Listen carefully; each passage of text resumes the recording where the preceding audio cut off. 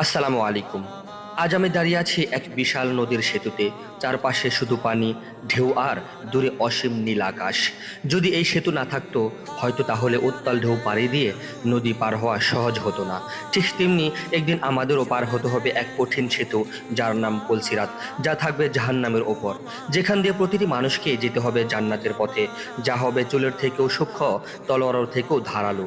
লোহার এই সেতু ভরসা দেয় দুনিয়ার নদী পার হতে, আর পুলসিরাত পার হওয়ার ভরসা দেবে আমাদের আমল, তাকওয়া আর আল্লাহর রহমত।